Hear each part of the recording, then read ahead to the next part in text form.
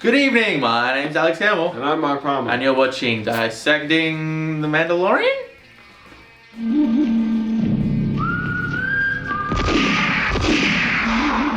So we start off with a really great high tension sequence of the Razor Crest burning through the orbit and landing, trying to land on this platform. They start off with them all having a nap inside the ship. They do start off with them. And before that even, the first shot is a really just like a beautiful shot of these two planets. Yeah, and the Razor Crest just like limps across the frame. Yeah, it's just, yeah. On the side yeah. and shit. And it looks beautiful. It just looks like a movie. Like one of the... There are a few moments where it looks like a TV show, but like some shots just look like the fucking movies, like straight up. And that shot did. Yeah.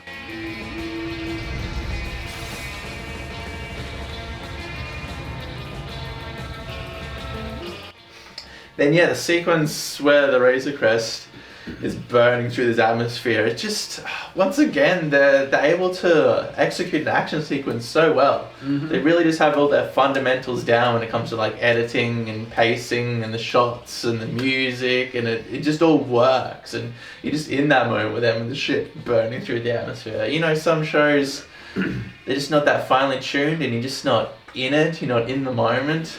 Yeah. Yeah, the whole time I was on the edge of my seat. Yeah, absolutely. Like, quite literally.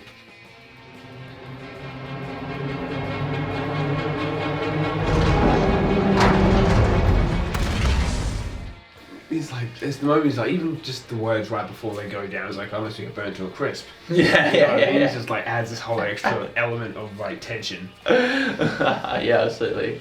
Then there's a little gag where like he lands or one of the boosters cuts out and he flips into the water. And is this the Mon Calamari homeworld, or is there just heaps of them? I don't remember what the planet was called, but like it's possible because the Mon Calamari homeworld, at least it used to be, I don't know what canon is these days, but I guess this would be it, is the Quarrens, which are the guys with the big old tentacles. Yeah. And the Mon Calamari, they live on the same planet. Oh, they're having a war. Yeah. Constantly aggressive, which is why actually, I was like, why are they just seem to be getting along well, but I guess they just live there. They're not obviously getting along well. They'd probably just avoid each other at all costs. Yeah. Well, I don't know, maybe the war's not happening right now. It's not happening in this part of wherever. But yeah, now I think about it, he's using the currency of Mon Calamari, the Mon Calamari flan, which is set up in like episode 3 or something. So I guess this is the Mon Calamari homeworld. Everyone seated needs to eat. I can buy something else. Information. He goes into a bar. Oh, Frog Man.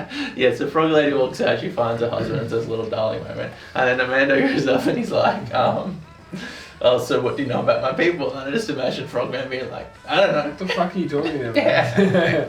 They can't speak that language either, so yeah. Frog Man's just like, bar. And he's like, okay. Looks into the bar, asks some guy, and yeah, what did the race? The ones with the big fucking... The Quarrens, I believe, yeah. Yeah, he goes on a... Just want to put a note in that they are, every single time I've seen them, they're fucking cunts. Yeah, well they're definitely cunts. Like leaders of like the Exchange, which is like a dark, like black market syndicate, and like they're just always, in all the like Knights of the Republic games, and like they're always just seedy motherfuckers. Yeah. So as soon as you go on a boat with them, I'm like... Oh, really? Yeah, I had no idea about that. Yeah, so it's kind of going on like a fun adventure, then all of a sudden it just, it shifts and it gets really tense. Yeah. Old mate fucking of the race of those cunts knocks baby Yoda in and his capsule closes, but then it gets swallowed by a sea monster. Yeah, like instantly. Mando jumps in, they close him in. I just want to, it would be so hectic being in like full plate armor in the water. And like as soon as you go down, like there's just water in your mask and like, everywhere. Like, there's nothing stopping him from drowning.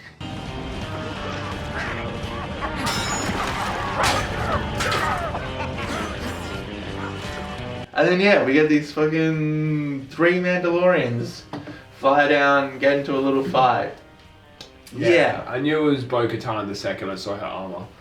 So Mark, this lady that you speak of is a character on Rebels? And Clone Wars, I believe. And Clone Wars. Yeah, she is. She's, so, you know in the Clone Wars where how Obi-Wan was into the Duchess of Mandalore?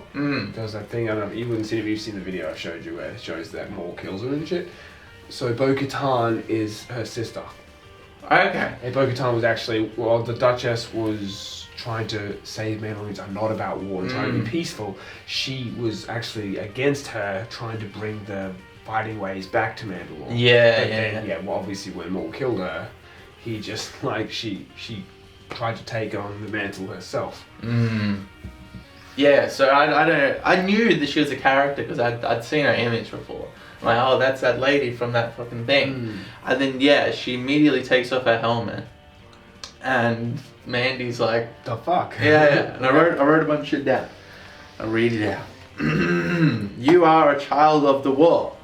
You are a child of the Watch. A cult of religious zealots that want to re-establish the ancient way. So there's these different factions within the Mandalorian culture, and Mandy is Mandy's of a subculture. Because I remember even having the conversation with you after the first season, I was saying like there is literally so many Mandalorians who do take off their masks. Yeah. Blah, blah, blah. So it's cool they're finally addressing that. And they explain it, and it makes sense, and it works. And you're immediately like, okay, cool. That's fair. That's understandable. That's actually interesting. Especially because if they're a different faction saying this is the way, it's like, this is the way of Mandalore. They need to say that because of the other factions. That's always been a thing too. Even in Clone Wars, Death Watch was a... who Bo-Katan was a part of was a different faction of Mandalorians. No, that's always interesting when this race and this culture is more complex and just like one society with one mind frame. Got all these different factions amongst themselves with different ideologies and backgrounds and histories. It's really interesting. Yeah. This armor has been in my family for 3 generations. You do not cover your face. You are not Mandalorian.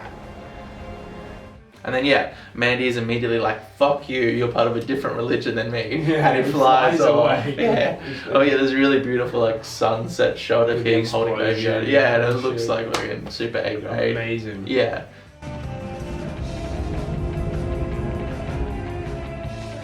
Comes across those cunts again. Who are they called, Mark? What's their race? Quarrens. And once again the Mandalorians save him. And they sit down. It's just strange. It's like, okay, how the fuck do the Mandalorians come to find him though? That's the really curious thing. He's in the middle of the ocean. They just found him. They were just there to save the day. And then again later on. Well, I mean, they were literally just over. That's fair. That one I perfectly understood that. But why are they so intrigued in chasing him up though? I guess because they needed help to do the ship. It feels a bit Deus Ex Machina-ish, they're just there to save him and there to save him I'm again. okay with it though. Oh man, I enjoyed this episode a lot, so if there are elements that fall flat, that's fine. I tell you what I enjoyed, the skin, like the paint jobs of the skin of the Mon Calamari and the Quarrens. They looked fucking amazing. It all looked really good. The one in the bar, the Mon Calamari was talking to him, had like these red streaks through his skin and shit, and the Quarrens were just so detailed. I was like in shock about how good they looked. Yeah, it looks really amazing. There are heaps of like so much better than the cunts in The Last Jedi. Yeah. Oh. Anyway. Yeah, and there's heaps of like special effects shots of like CGI and like when the Razor Crest falls in the ocean, there's this big crane thing like picks it up. Yeah. And several shots of like the little fishing village from like a bird's eye view, and it just looks like beautiful.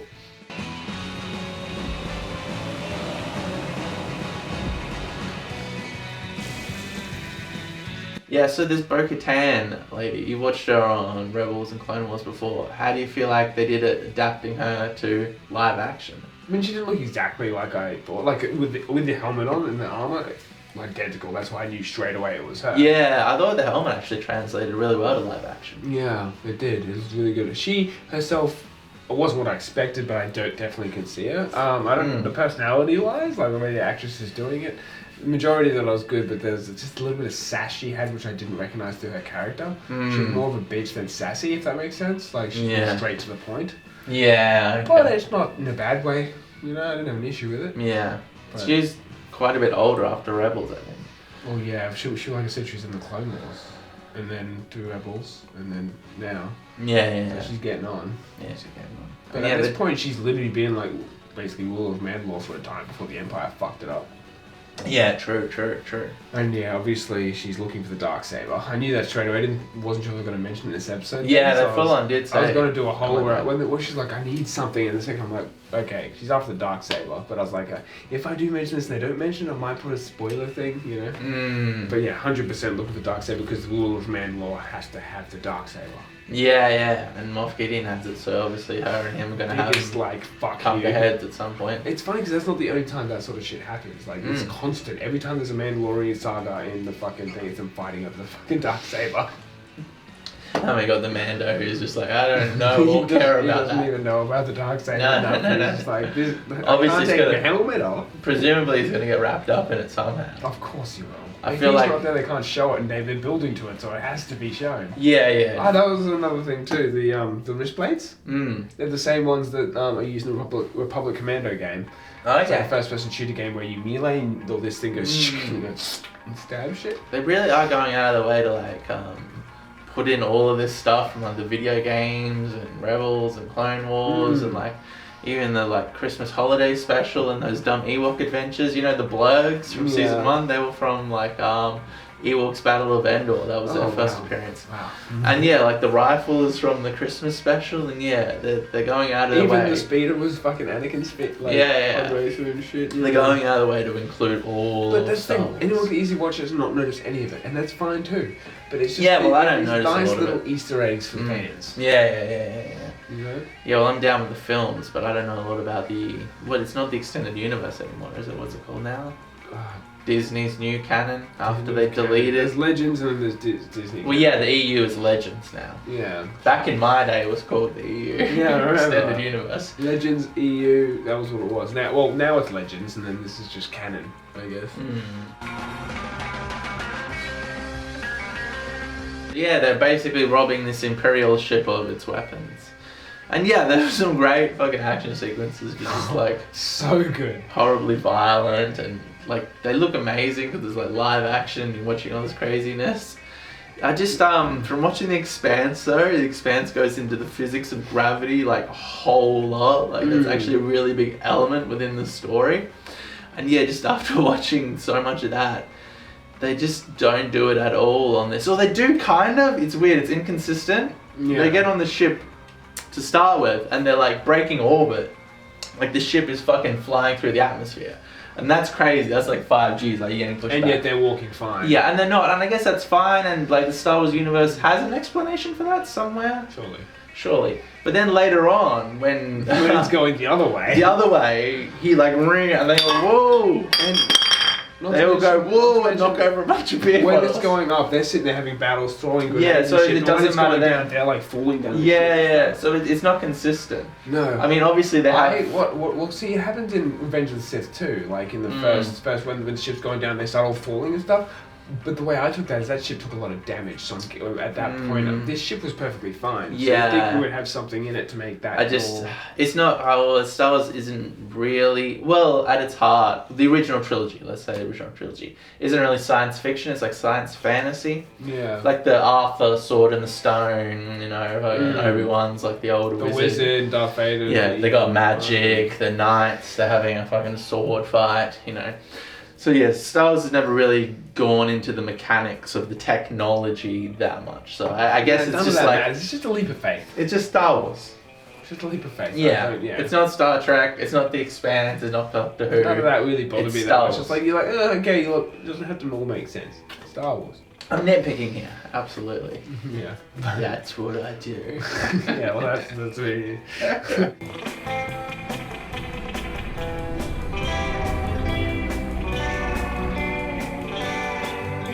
Yeah, one thing about Bo-Katan that I fucking noticed in this episode, this is just a classic trope where they got fucking accurate, is whenever someone wants something, she's always like, alright, but you gotta do something I want first. Yeah. It happens over and over and over again. They have to help her first before she'll help them out. And she's gloriously known to just like, as soon as she gets what she wants, goes half-assed into the fucking, helping them. Yeah, right. Like she'll leave halfway through. It's like, for instance, I showed you the last 4 episodes of the Clone Wars. Bo-Katan was in that. Yeah. She's the one who helps Ahsoka because they both need to get more. Ahsoka needs to get more while she needs to take Mandalore, right? From Maul. And then as soon as they like capture him or whatever and shit like that, as soon as she's got what she wants, she's like, all right, you need to get all of these troopers off this planet right now. They're not allowed on here. You need to fuck off. And blah. It's like, are you kidding me? We're all still fucking in the area. You know what I mean? You haven't even fucking helped me. It's like, yeah, but you helped me and we're good now. Yeah. Like, fuck you. And she's doing it to Mando too. Yeah. I totally thought she was gonna take him into space and just fuck off and leave the child That'd be there. hilarious. Oh.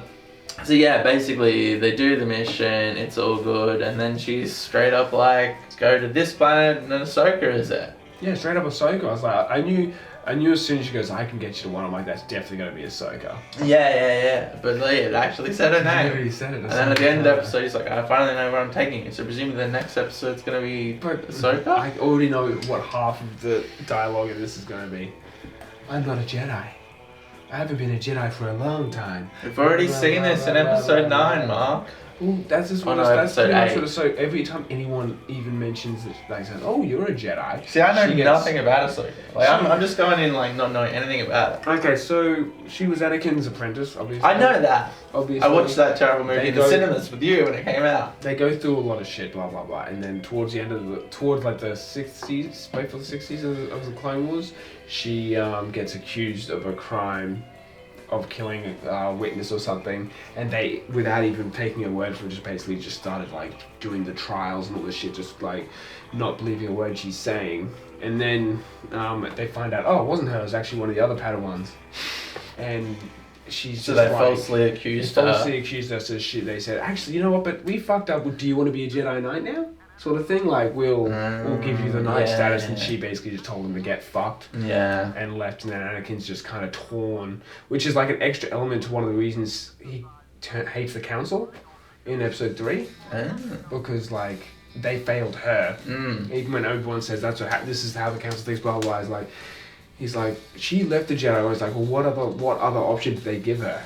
Yeah. They didn't trust her, blah blah blah. So from that point on, she's very much, I'm not a Jedi, okay? You know, she's not a Sith, she's just like a grey Jedi. And in Rebels she has silver lightsabers, so they're not, it's just to show she's not of either side. Yeah, she's neutral. Yeah. Yeah, fair enough. So when he goes spouting to her looking for a Jedi, she's gonna go probably. What if it's been like fucking 8 years since episode 6 and she's come back and she's changed and now she's like pro Jedi?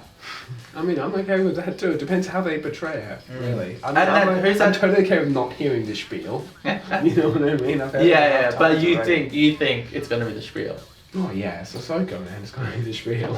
And presumably Dave Filoni will have written that episode. The spiel episode. Yeah, I just hope the actress does a good job of playing it. It's that chick from Clerks too, right? I know, I like her a lot, but that doesn't mean she'll necessarily do a good job of playing Ahsoka. We'll see. We will see. Well, they've done everything else right so far. Yeah, that's fair. This could be the moment, though.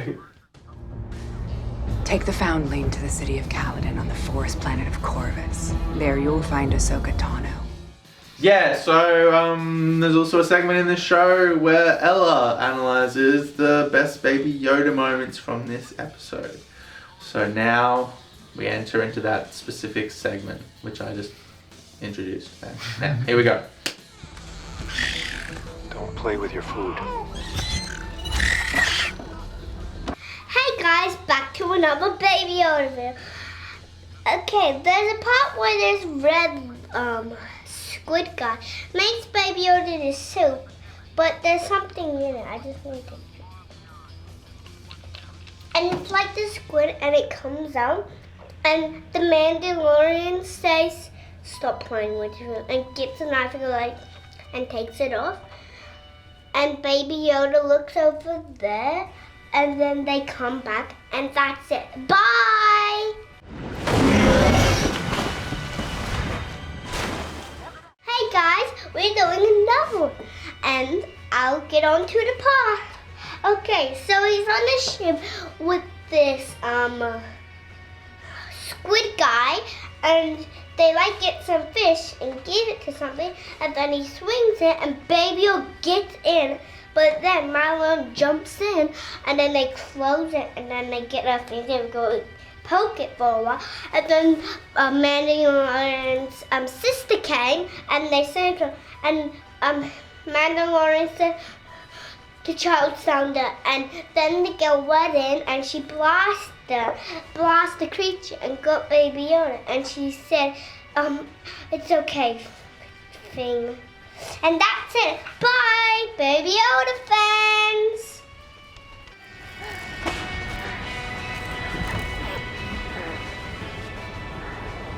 Here you go, little one. That was it! You just watched it. And she said stuff. I haven't filmed it yet.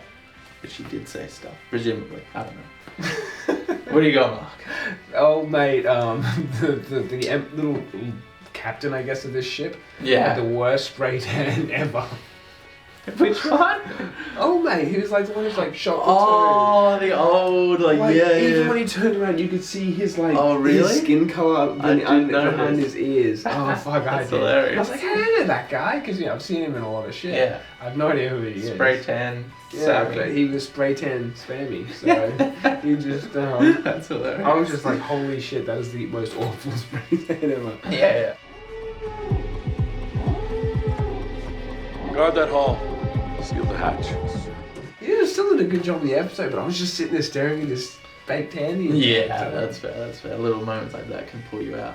Yeah. So the other element of this episode, which was very small, but was set up in episode 2, or chapter 10, if you will, is Baby Yoda staying with the frog people. And yeah, basically, like, they built up in episode 2 that he likes to eat the eggs, and so you tense the whole time and you think it's going to happen, but at the end, I think he kind of learnt a thing. That eating frog eggs is bad. It's like I think he didn't view them as eggs, and then once he saw it hatch and everything, he kind of... He learned something. He realised, yeah. Did he have a character moment, Mark? Did Baby Yoda have a character moment? It all comes down to what he was trying to do last scene. In my eyes, it looked like he was trying to pick it up, which could have very easily just been like... And it looks like she stopped him when he went to pick it up. But if he was petting it... Yeah, I kind of got... I think he did learn something that's not going for, because it's just puppet hands. It's just puppet hands, yeah. I did kind of get the vibe that he was trying to fucking eat it. Yeah, as Mandy pulled him away. But yeah, perhaps it's just puppet hands, and they were trying to have a little character moment with Baby Yoda. But at the same time, yeah, because I mean, him trying to eat anything, it always seemed like more like it's the little thing. I get that. This is a little baby. I'm not the baby. This is a little. Yeah, baby. It's what all older like toddlers and shit do when they see a baby. Oh, it's a little baby. You know? They do that. One thing I like, but I don't like is the noises that Baby Yoda makes. Time to go. Let go. Come on, kid. Congratulations. They're adorable. Yeah. But that was not a thing in the first season, and I feel like they've added them to, I guess, extend his cuteness. Yeah. I always pictured like him just being this silent little thing, but he could just be getting more comfortable. I need to rewatch season 1. Because yeah, maybe he didn't go. He made like those squeaky noises. Maybe a few, but they ramped it up in this season. Well, yeah, he legit just sounded like a human baby in that last episode. Would you go as far to say that the Mandalorian is pus? No, definitely not. Like I said, I don't know if I love or hate it, because it's absolutely it's absolutely adorable, but at the same time it's jarring. Yeah, that's fair. So I just don't know how I feel about it, but I'm okay with it because it's fucking adorable. Yeah, so Baby Yoda had a little character moment, and then the Razor Crest is being held together by ropes. There is like part of it that's like stringed together with ropes. This Mon Calamari is like 1,000 credits for fucking... Put like wooden boards up in it and stuff. Hey, it was still airtight, I guess. Well, here's the question. Do you think he still has Boba Fett's armor? Imagine Boba Fett like meets her in an episode, is like this big important moment, it's like, where's my armor? He's like, oh yeah, no, that flew out of the ship. How would Boba Fett know he had his armor though? I don't know. He in the first episode. That's gotta be... He was flying. He was looking at him, yeah. I don't know. Can you imagine if he just like, I got something for you, runs onto the ship with Boba Fett, then looks and just like, His ship's held together by ropes. Or it's just the helmet, there's nothing. Yeah, or not the helmet. The helmet's gone. Just the armor and the helmet's not. Just like one of the fucking arm pieces. Still got your flamethrower.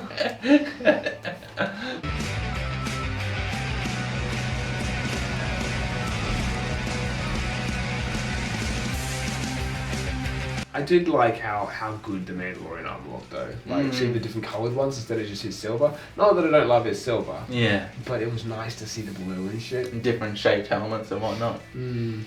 Well, Yeah. the female Mandalorians always have those helmets. That's sexist.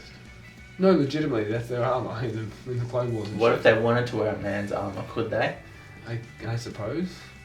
Would that be acceptable just within their don't. culture?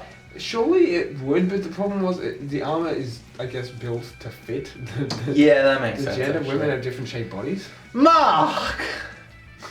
Gender is a social construction. There is no specific That's not shape for a woman's sexist, body. that's fact. So yeah, in conclusion, this was a great episode. They are able to effectively make a compelling television I program honestly think this is probably my favourite episode of the season so far. because it got more into like plot stuff. Well, that could be a reason. That could have greatly affected my enjoyment of the episode. But yeah, it's like shit, like, okay, cool, I know who you are, sort of thing. But Yeah, it well, was- to me as an outsider, I very much felt like, yeah, these elements from Rebels and Clone Wars are coming in and like kind of like validating them and going like, yeah, no, they are part of the Star Wars universe in live action form. Yeah, because now you see it in live action, you're like, okay, I can accept it. maybe that's a thing. My outsider perspective. Just this whole time, it's like, no, still It's not. not real. Well, I guess it's real. This is pretty real, yeah. No, but it is. It's successfully kind of connecting everything. Wow, but are they gonna pull off That was a bit Ahsoka? offensive. No, I was like amazed, like wow, they are. But are they gonna be able to pull off Ahsoka? We'll see. I hope they can visually. It'd be really cool to see her now because she'd be old. Well, they got to. So much older. I know, but also just like replicating that species in live action. What the hell do you have? Shakti was a fucking Shakti. Togura, I think they're called. They're Tog something. Yeah. Shakti, that's right. Yeah. She Shakti, had sorry, like Shakti. one frame in like one shot in episode 2. Which is She has like 3 different deaths though, eh? really. In the original, like before, I don't know what Disney canon, but yeah, originally there's a deleted scene in episode 3 where General Grievous kills her. Yeah. There's a Oh, part yeah. in the Force Unleashed where you fight her as a Jedi Master after after the Empire comes back and you kill her there. Mm. And there's another one in a comic where she gets killed as well. And this is all before the new canon comes out with Disney. I don't know what happens in the Disney canon. She survives. But yeah, so there is they have done it before, so that's pretty good. They shouldn't have an issue, but Yeah. I think it's more about getting a character right. That's the biggest thing. Yeah, that's fair. It's such a risk too. It is. People like love Ahsoka, Mm. not just me. Other people. Well, people have constantly been like, I've seen plenty of. I haven't watched any videos because wasn't interested, but it popped up on my recommended where people are trying to compare, say that it's like, you know, how Rey was a Mary Sue and yet Ahsoka. It was Ahsoka. I had a picture of Ahsoka. It had a picture of like, Sigourney Weaver from Alien and shit. Like, you know, female main characters done right, sort of thing. Mm. It's like you say that, oh, you're just. There's another one's like, oh, you're just jealous of a strong female character, and then it showed a picture of that Ahsoka with like a part where she's whole lightsaber, there's like an explosion behind. It's like, bitch, please. Yeah, it wasn't a well-written character. Yeah, exactly. But let's not get into We're not Rey getting into that. I'm just again. saying that Ahsoka is very viewed highly in the Yeah, it's a big risk they're taking trying to take her out of this like one medium and translate her in a completely But different it could like payoff if they get it. hardcore. They could. How well is the Mandalorian doing right now? Doing pretty good. Well, I mean, it's doing pretty good now, books. Yeah, but I mean, I just like popularity and stuff. Like, they're doing pretty good, man. But I don't know about second season, how well that's been. It's been doing pretty good now. Okay, because yeah, I haven't been watching a lot of stuff about it. I feel like it's been Just doing... been Among Us has been taking over my life. That's fair enough. But that's been taking over the world too. But- Dude, I've been watching Deadwood. Yeah. It's fucking amazing. It's like HBO, I guess like 2000s, 2010s. So you know, like HBO, so it's good. Yeah, like Sopranos, Broadwalk Empire, Raised The by Wire. Wolves, The Wire. Fucking what else is HBO? There's a bunch of really good. Westworld is HBO. HBO makes quality programs. Yeah. So this is this old Western show, right? And yeah, it plays out like The Sopranos. This is a hard drama, scene by scene. There's no like main narrative thrust or anything. You're just watching these really realistic characters play out with this really like well written storylines and really great acting. And there's this priest, right, and he's introduced in the beginning and he does his thing and stuff, and he ends up developing a brain tumor. And yeah, like he starts babbling and stuff, and people are like, what the fuck? And then yeah, he starts fitting. And their doctor, who is Brad Dourif, right, Grima Wormtongue from Lord of the Rings, who's also in a couple of Voyager episodes, and The Fourth Alien. I really love him, and his character in Deadwood is amazing. He's like the doctor, and it's funny because they have like, you know, the doctor and the guy who runs the brothel and the sheriff, and the characters are all kind of these people that work within the town, and that gives them all this stuff to do. It's just really great character writing. Yeah, so basically this priest's brain tumor becomes bigger and bigger, and he starts like freaking the fuck out. He's walking around town and just babbling nonsense, and he keeps on coming into the brothel because he hears a piano playing, and the guy who runs the brothel is like, you need to get the fuck out, like you're a priest, you can't come into the brothel, you're weirding people out. And yeah, it's this just poor bastard's got a brain tumor, so he can't help it. They set up this beloved character, and then he just degenerates because of this like physical ailment, and then yeah, I won't spoil it for you, but it just wraps it up, and it's just like a really interesting little storyline, really well executed. I'll have to check that out. I love HBO shows. I've actually just started watching The Wire again because I ran out of stuff to watch. I was like, fuck it, you know what, my mate let me this like 6 months ago. I should probably watch it. And it's like you said, another classic HBO where it's like, it doesn't feel like it's pushing the story. It's just great dialogue, great scenes, shit happens, but it doesn't feel unrealistic. Yeah. I mean, it's once again just like on the other side, you know, it's the whole fucking ghetto gangster style thing, and the cops who are just, it's in the period where they're just starting to get wiretaps and shit, so it's all new shit and investigating, but it's investigating, you know, ghetto shit where people are like, oh, who gives a shit, it's just a ghetto. But it's like, no, we gotta fucking get him. And a lot of the actors in it actually were gangsters that they actually, you know, got to audition and so they could take them out of that world. That's interesting. So they really play the part well. HBO again, so it's like, I've not watched The Wire. you should. Yeah. I've only watched 3 episodes, but wow, you got all 3 episodes. But I am so fucking invested in it right now. Well, I started on Monday, I think. Yeah. Well, I babbled about this in fucking like 7 different random reviews when I was watching it. Yeah, my rewatch of Sopranos just recently, after I think like 3 years of not watching it. And I've watched Sopranos a few times now. Like, this is like the 4th or 5th time I watched it. But it'd been a break, and I feel like I've done this channel now when I'm more analytic and I kind of grown up. You're watching a different way. My age was like way closer to Tony's, and I could relate to Tony a lot more in a lot of elements. Still pretty far off, but yeah. Yeah, plus I was really fucking high, so I think that added to the entire experience. It really does. And you did it for every, so the whole thing was, eh? Oh, absolutely, yeah. There's like 3 episodes a night, pretty much every night. Yeah, I'd have my ritual. Amazing. Have a coffee, have a cone, sit down and watch 3 episodes of Sopranos and just be like, holy shit, this is amazing. This is the greatest television ever made. What the fuck? HBO, The Sopranos, Deadwood, The Wire. HBO in general. They gone done good. Yeah, because I was, that sort of thing, because you were talking about how you just rewatched, so maybe you want to rewatch The Sopranos, but I thought, no, okay. The Wire is by HBO as well. Yeah, watch that first. And so far it's, definitely worth checking out, I think. It's I will. Some good fucking reviews out there. Yeah, I'll watch it. You should watch Deadwood. And thank you all for watching. And all you do is talk about our review of HBO. Like, subscribe in the comments. Tell us how we got all the facts wrong. Our opinions are null and void. Thank you and good night.